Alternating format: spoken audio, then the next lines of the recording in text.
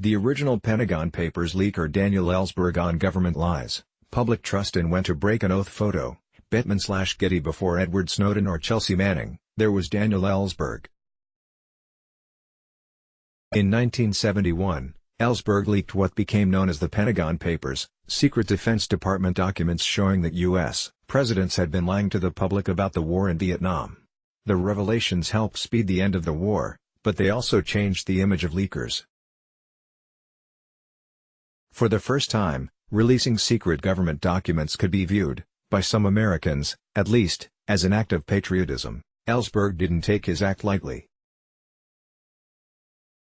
For years, he had worked at the heart of the national security complex and was privy to some of the country's most closely held secrets, including the operational plans for nuclear war, which he helped draft. When he decided to leak the Pentagon Papers, Ellsberg wasn't just risking life in prison. He was breaking promises he had made, and kept, his entire professional life. I shouldn't have been asked to keep secrets when they were about concealing crimes or reckless and murderous policies. Ellsberg avoided jail time and has spent the years since as a political activist, warning Americans not to blindly trust their leaders. Now 87, he's sounding the alarm over the threat of nuclear war. In December 2017, Ellsberg published a memoir, The Doomsday Machine, about his time as a nuclear war planner in the 1960s. In it, Ellsberg once again exposes the lies the U.S. government has told its citizens, this time, about the possible end of the world. Ellsberg spoke to me by phone about his fear of nuclear annihilation, the moral calculus that led him to leak the Pentagon Papers, and how challenging it will be to rebuild the public trust that President Donald Trump has helped shatter. This conversation has been edited and condensed for clarity. Medium, knowing what it could cost you, how did you ultimately decide to leak the Pentagon Papers? Daniel Ellsberg, when I began copying them in October 1969, it was with the belief that the public was being misled by the administration as to its aims in Vietnam. I thought that if the public understood that they'd been misled in the same way by 4 previous presidents, Truman, Eisenhower, Kennedy, and Johnson, that they would at least look more seriously on the possibility that I believed they were being misled in that way by a 5th president, Nixon. The willingness to go to those lengths to enlighten the public in terms of my readiness to go to prison for life, as I expected to, came from the immediate example of young Americans who were already going to prison, not for life, but for years, in order to make the strongest message they could that the war was wrong. How did you come to terms with releasing government secrets? I had taken an oath of office in the government, and earlier in the Marine Corps, but that was not to keep secrets or to obey the president. That was a different oath, to protect, support, and defend the Constitution of the United States against all enemies foreign and domestic. That was a real, so help me God, right-hand raised oath, which I had been violating along with the president and all of my colleagues for years.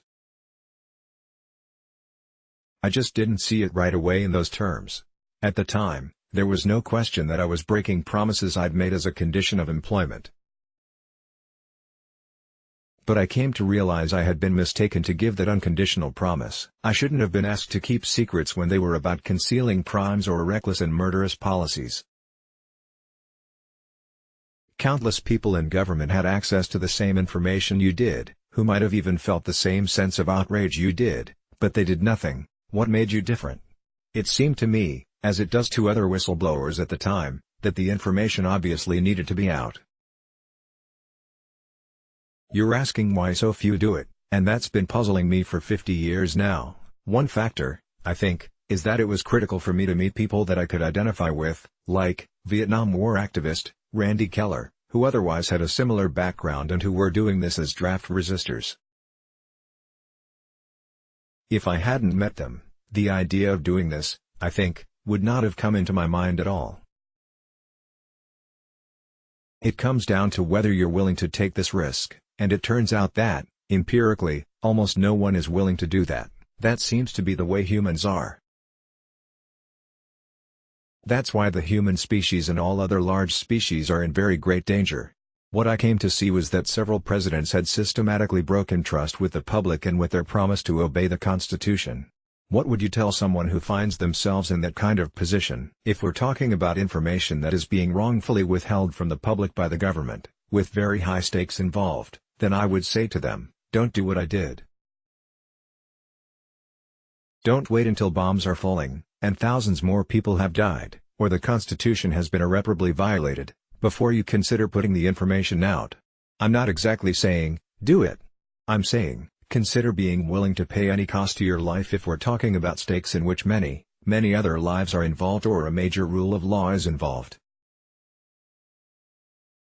Why did you wait? I thought of leaking as betraying, breaking a promise, being wrong, embarrassing the president in ways that I had no intention of doing. I actually trusted the president to do the best thing under the circumstances, what I would have thought was wise or appropriate. Any divergence between us, I trusted, was just a matter of human error on his part or mine. What I came to see was that several presidents had systematically broken trust with the public and with their promise to obey the Constitution. They did not deserve this kind of benefit of the doubt that I was actually giving them. In your book The Doomsday Machine, you write about the horror you felt when presented with U.S. nuclear war plans that scoped out the deaths of 600 million people worldwide. What is it like to be in that machine? Why didn't more people react? What's your guess on that? Maybe they convinced themselves it was necessary to check the Soviet Union. Maybe they just put it out of their minds. Maybe they treated it as an intellectual exercise rather than something that could actually happen in the real world. You're looking at the simple effects on your personal life and your identity as a high-level official. Your career prospects, your children's education, your ability to get further jobs. It all depends on your willingness to keep company secrets. It's also possible to talk yourself out of the beneficial effect of revealing this stuff. Will the public really take action? Will anything come of it?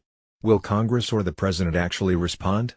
It's certainly realistic to be skeptical about that. If, for example, someone were to leak a report about what it would be like to have a nuclear war with North Korea, is there a risk that the American public simply wouldn't believe it? Oh yeah, definitely.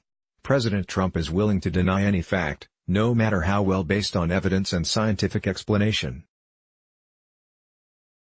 And he has a base of people who think there are no facts except what the president says. That's a misplaced trust that is very dangerous, not just to democracy, but to our continued existence as a civilization and even as a species. How much should we be trusting a president in general? Well, not as much as I did. I gave too much trust to the president. Trump, of course, is in a class by himself on this one. Trusting Trump, which about a third of the population does, shows a divorce from reality. And our democracy is not benefited by having that kind of misplaced trust. Trump is willing to deny any act, no matter how well based on evidence and scientific explanation. In the future, do you think another president could restore that trust? Or has it been fundamentally broken? That has to happen. It won't be a quick matter. But it could be done by people with a will to change it, who act in accordance with what they're promising. It would take a period of time. It would be by earning it, by acting more truthfully, and I don't mean just the executive branch of the government. I mean Congress and the courts and the media. You've written about your great fear that we won't escape nuclear war. How do you continue to do your work, your activism, believing that there's such a great chance that our species won't make it? How do I live with that? It's a reality as much as my own mortality is.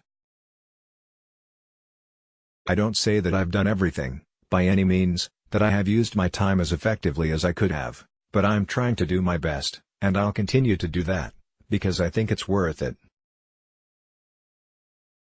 Even with all of its ills of past and current times, inequality, famine, cruelty, tyranny, I still think civilization and democracy and the rule of law are worth struggling to preserve. Is it worth risking prison or permanent exile for a small chance of improving our chances of survival, and for the survival of democracy? I would say yes, it is. Let's block ads. Why?